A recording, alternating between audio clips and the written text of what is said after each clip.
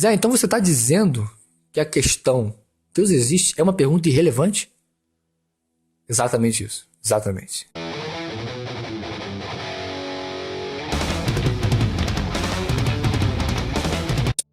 Fala galera, começando o primeiro Zedcast de todos e começando já com uma pergunta braba, entendeu? E aí Zé, beleza? Tudo tranquilo? Tranquilo, cara, beleza. Tô preparado aí. Tá pronto pra pergunta? Pode fazer? Pode. Manda. Zé, a pergunta desse Zedcast é o seguinte, cara. Pergunta intensa. Deus existe, Zé? Fala pra gente. Essa é uma pergunta comum, né? Todo mundo faz essa pergunta. Essa pergunta está presente sempre que a galera começa a falar de religião, fala de espiritualidade ou de coisas parecidas. Sempre tem alguém que se questiona, né? Deus existe, Deus não existe e tal. Tem até aquela crença ali de que Deus existe ou de que tem alguma força. Geralmente chamam de universo. Essa coisa, tudo para não associar a esse Deus que eles associam, né, à igreja e ao preconceito hoje em dia, e para quem tem um conhecimento de história, a Inquisição, entendeu? E muitas outras atrocidades na época da história e tal. Então fica naquela, eu acredito na espiritualidade, mas eu não gosto de me associar com esse Deus da religião. Aí tem aquela pessoa, eu cresci numa cultura que acredita em Deus, então não posso dizer que Deus não existe e tal. Aí fica naquela pseudo-discussão, né? Porque parece que tem alguma coisa ali, mas olha, sinceramente, essa pergunta para mim é irrelevante. Essa pergunta para mim não tem fundamento. Por que essa pergunta para mim não tem fundamento? Por que ela é irrelevante? Por que eu não gosto dela? E por que eu não gosto de responder ela quando eu sou perguntado se acredito que Deus existe ou se acho que Deus existe? Porque é irrelevante você dizer com a sua boca, sendo que você pode mentir, consciente disso ou inconscientemente disso. Posso chegar agora e dizer, eu sou budista, e alguém que me vê na rua, vê minhas práticas, vê meus atos, diz, porra, mas ele não faz nada que um budista deve fazer. E aí isso se aplica se eu fosse um bandista, se eu fosse taoísta, se eu fosse islã, se eu fosse judeu, se eu fosse pentecostal, se eu fosse luterano, enfim.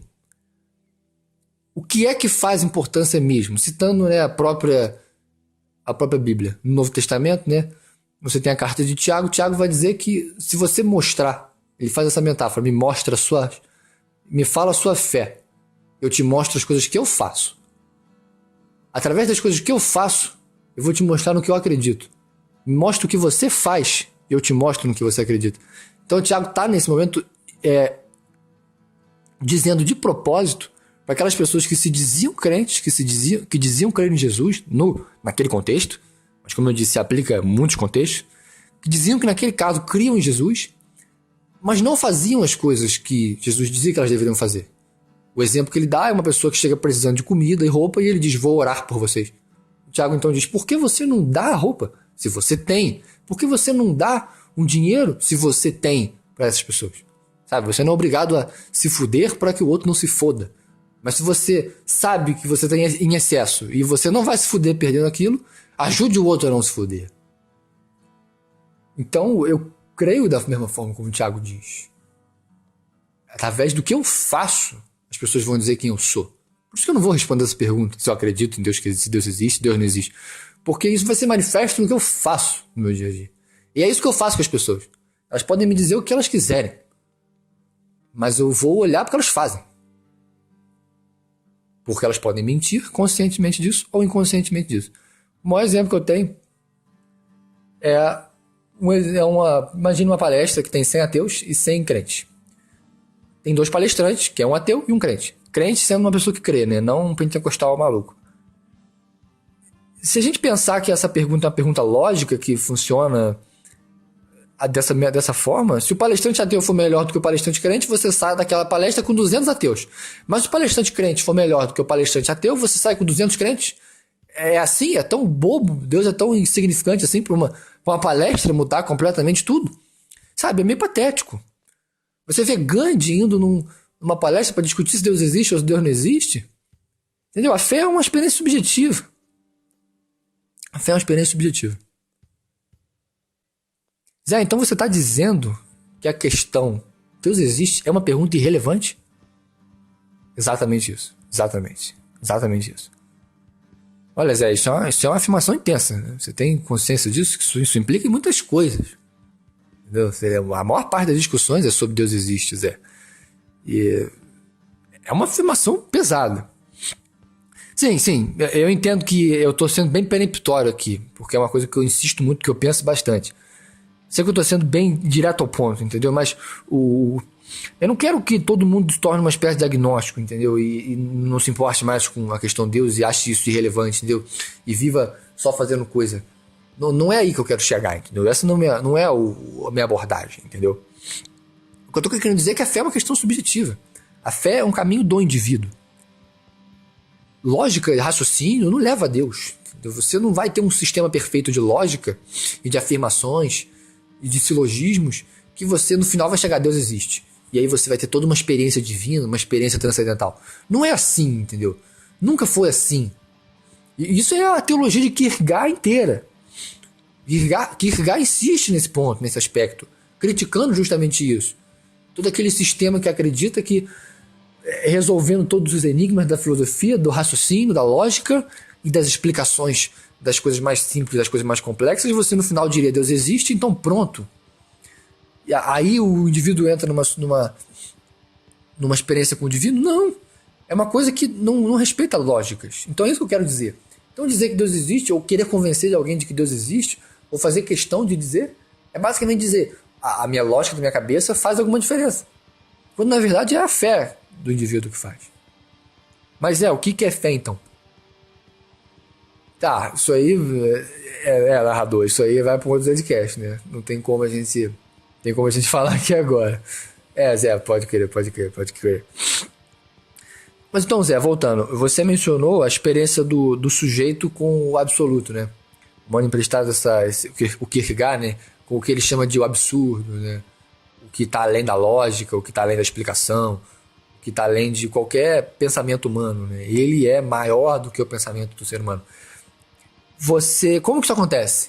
Você falou dessa experiência do sujeito, do indivíduo, como isso acontece? Narrador, isso é difícil. Isso é um pouco difícil, porque seria contraditório se eu chegasse para você agora e dissesse que a experiência subjetiva do sujeito tem uma explicação objetiva. Seria completamente paradoxal, né? Eu estaria entrando em contradição comigo mesmo.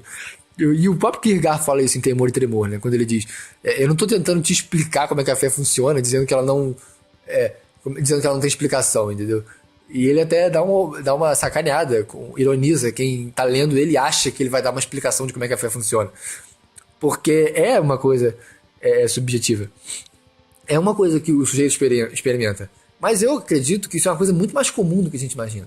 Eu acredito que, digamos que 1 a cada 2 indivíduos do dia a dia que você conhece tem isso. Teve essa experiência, entendeu? As pessoas não falam justamente por esse caráter absurdo da coisa.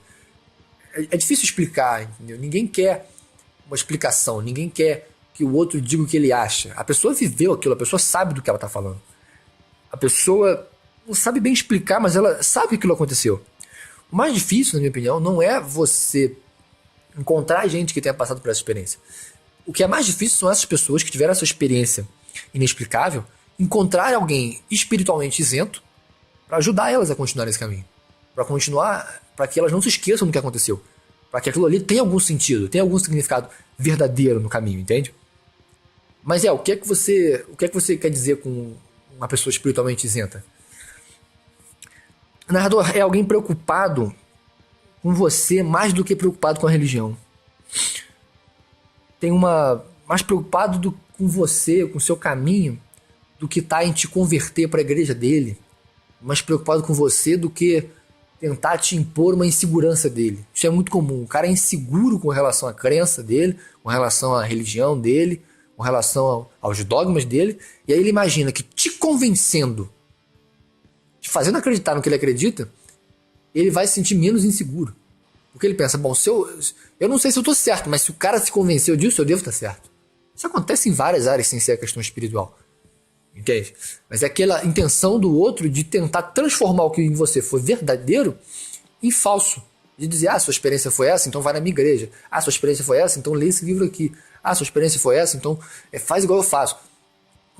E isso acaba fazendo com que as pessoas se confundam. Digam, eu tive essa experiência, mas fui obrigado a, por exemplo, passar a odiar sexo. Fui obrigado a parar de conviver com os meus amigos, fui obrigado a parar de sair. Pô, então essa experiência religiosa é tudo mentira, eu não quero isso pra mim. Isso aí é viagem.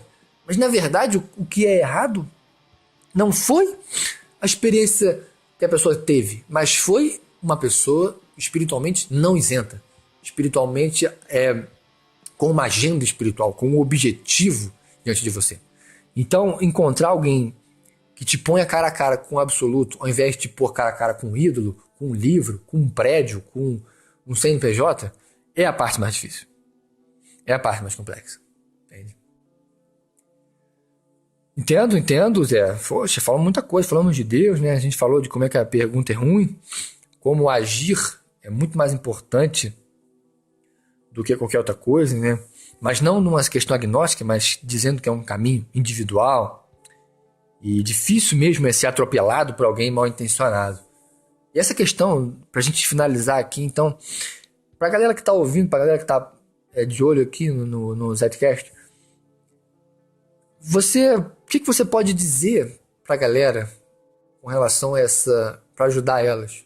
Principalmente aquele que não encontra alguém espiritualmente isento, que tá bem perdido, tá com muita dificuldade, não sabe muito bem pra onde ir, Zé. O que você diria? Olha, se você teve alguma experiência dessa natureza, você sabe que não foi uma histeria coletiva de um retiro que você foi, ou de uma igreja que você estava, de um lugar que você estava que você acha que você foi induzido, se não foi enganação de alguém pra cima de você, se não foi uma mentirada danada, se você sabe que aquilo que tu teve, aquela experiência, aquele pensamento, aquela conclusão, foi alguma coisa, ela é na sua vida, ela é uma memória, ela é daquele jeito, o que eu posso te dizer é que ela é. Aquilo ali é daquele jeito ali que ele foi. Naquela simplicidade, naquela ingenuidade sua, que no caso foi a mais verdadeira de todas. Ela não foi embora. E eu não tô falando de um sentimento, de uma emoção ou de um raciocínio. Não tô falando de se isso é aqui, B mais C, pá, Deus existe. Nem tô falando de um formigamento que você sentiu, de uma coisa. Ai, tô sentindo Deus. Não tô falando disso não. Tô falando simplesmente de uma coisa que você sabe que é. Se você teve, você sabe do que eu tô falando. Você sabe que foi, que é uma coisa que você não explica mesmo. Você não sente, você não explica e nada. Mas você sabe que esteve ali. Meu amigo, aquilo ali, se pega naquilo ali. Aquilo ali aconteceu mesmo. Vai, tenta, erra. Não desiste. Vai, acredita que tá fazendo certo, faz errado, volta atrás, se arrepende, pede desculpa. Faça tudo isso. Achou que acertou, mas estava errado o tempo inteiro. Mas uma coisa eu posso te dizer. Nunca fique longe da verdade. Tudo aquilo, você nunca vai encontrar a verdade plena, porque isso seria uma arrogância humana tremenda. Porque a gente está falando justamente de não conseguir apropriar-se da verdade por completo. Mas você pode chegar um pouquinho mais perto. Você não vai ter todas as peças do quebra-cabeça montadas, mas você pode montar o quebra-cabeça mesmo assim. Se atenha à verdade. Procure verdade, principalmente em você, nos seus sentimentos, nas suas emoções, em quem você é de fato. E veja essa sinceridade num lugar, no outro, num ambiente, numa interpretação, enfim, procure verdade. Procure verdade, o que te aproxima você de você mesmo, que não te torna uma mentira, que não torna você uma versão falsa de você, que não torna você um robô, que não torna você uma máscara, que não torna você uma coisa pro mundo, mas torna você uma coisa para se relacionar com o absoluto, o inexplicável. Procure a verdade, principalmente. Eu te garanto, aconteceu comigo, acontece com gente que eu conheço, vai ter um momento. Mas assim, procure verdade, não abandone aquilo que é. Valeu então, Zé, valeu, narrador, valeu. Agora mais um podcast encerrado. Agora no próximo podcast, talvez a gente saiba o que a gente vai falar. Mas é isso, galera. Um abraço, seu narrador preferido.